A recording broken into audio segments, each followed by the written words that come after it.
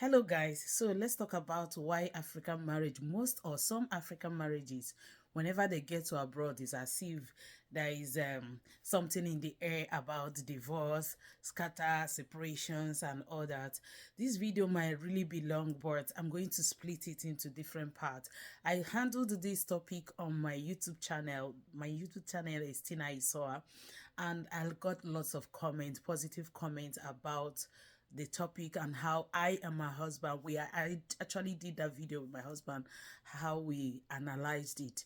So the first thing I will be talking about, which I equally mentioned on that video, if you want to go and see the detailed video how we interacted about it, you can go and check that out on YouTube.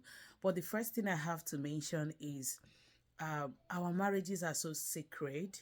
Whatever be the case, no matter the trend or whatever you see on social media, I want to believe that African marriages are still held at high esteem with lots of respect. And some people abroad here, they wonder how you can be with a man for over 20 years, same man, so it's still respected. But the first topic I want to, or the first reason I feel that these marriages are shaken when they get to abroad is I will be speaking from the woman's perspective as well as the man's perspective.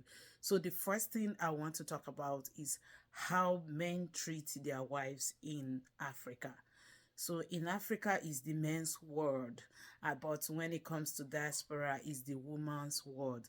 So in situations like this, if you're a man that you used to beat your wife, you used to she takes command, as in you say sit, she sits, stand up, you say how high, jump, you say how high.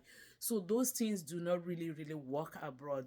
When you come abroad, you find out that the woman will begin to realize that, hey, I don't need to be controlled the way I was controlled down in Africa.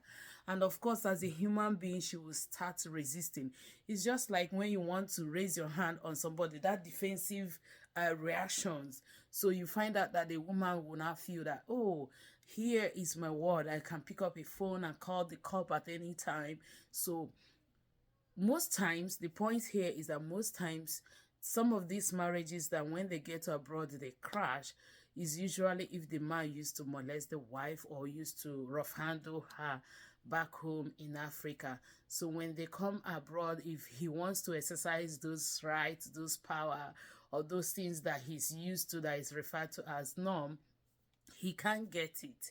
And once you have established any call to the cop in diaspora, is actually noted on the file, and if investigated could lead to, in fact they will be putting it to you that you need to be apart, you need to separate. And most times when you have brought up that kind of issue to the police and they're telling you, hey, if this man is doing you this, you need to separate, and if you say no, it's like there's something you guys are holding or hiding, that kind of a thing. So most times you find out that you have accepted that. So what I'm trying to say is that women, as much as I don't condone physical abuse or mental, verbal, or whatsoever, but just treat it properly before you pick up your phone and call. If you're in diaspora, that's what I'm saying, or you're planning to move abroad, you need to watch this. How can this be solved? Discuss it personally with your wife while in Nigeria. If you are not already in diaspora, if you're planning to move, discuss it with your wife. Have a forgiving spirit. If you need to speak to a spiritualist, maybe a pastor or someone that can counsel you, both marriage counselor, so that you have a place to forgive before you move abroad. Forgive and forgive genuinely. That will help. Watch out for part 2, okay?